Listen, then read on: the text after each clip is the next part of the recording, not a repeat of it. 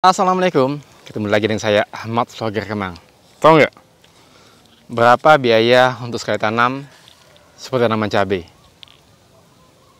Bisa jutaan, puluhan juta, bahkan ratusan juta, tergantung seberapa banyak bibit cabai yang ditanam dan seberapa luas lahan yang dimiliki. Namun biaya terbesar para petani adalah mengeluarkan biaya untuk pupuk kimia, baik itu sistem kocor ditanam di dalam lubang maupun yang melalui spray ke daunnya.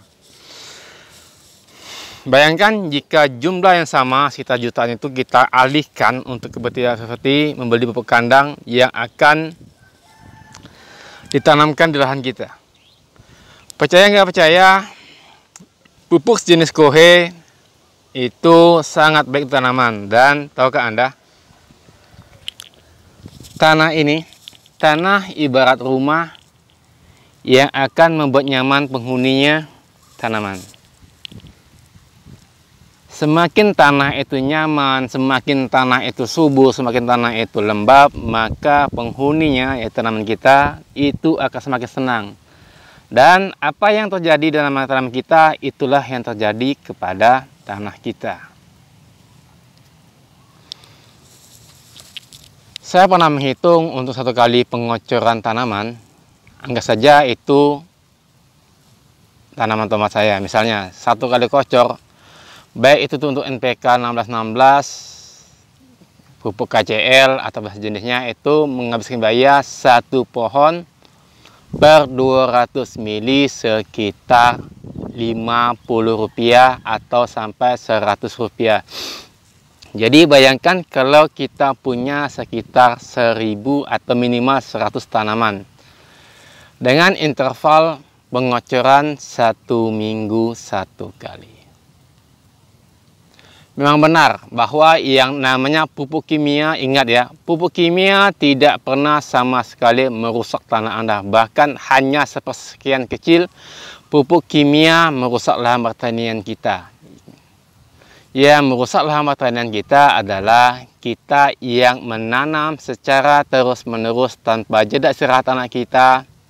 Dan setiap nanam awal hanya sekedarnya saja penambahan organik baru, baik itu pupuk kandang ataupun kompos. Ingat, pupuk kimia, saya meyakinkan sendiri, saya berani mengatakan bahwa pupuk kimia hanya sepersekian kecil merusak tanah pertanian kita. Ingat, jika lahan pertanian kita tidak subur, maka pupuk kimia pun tidak akan bisa bekerja dengan maksimal. Sama seperti M4, ia membutuhkan aktivator agar dia aktif.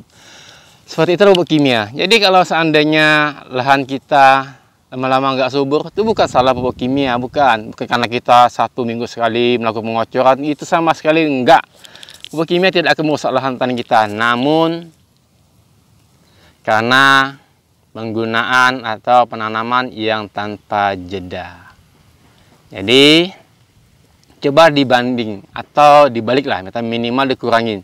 Misalnya sekali tanam itu hingga masa panen, seperti panen cabai menghabiskan biaya sekitar 1 juta untuk minimal sekitar 500 batang. Coba kita kurangin 500.000 tersebut untuk kembali kita gunakan untuk menyuburkan lahan pertanian kita, dan 500.000 saja untuk pembelian pupuk kimia. Kenapa?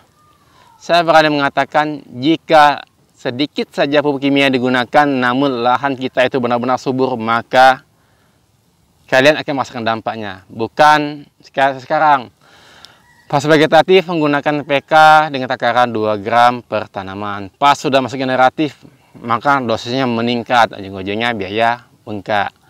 Namun jika dibuat standar, baik itu masa vegetatif 2 gram maupun masa generatif 2 gram, namun dengan berusaha agar tanah kita benar-benar subur, maka saya yakin dan percaya bahwa lahan pertanian kita atau tanaman kita akan sama seperti halnya kita menghabiskan untuk pupuk kimia.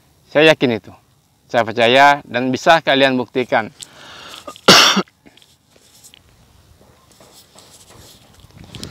Oke kawan, akhirnya Ahmad Vlogger Kemang undur pamit. Wassalamualaikum warahmatullahi taala wabarakatuh.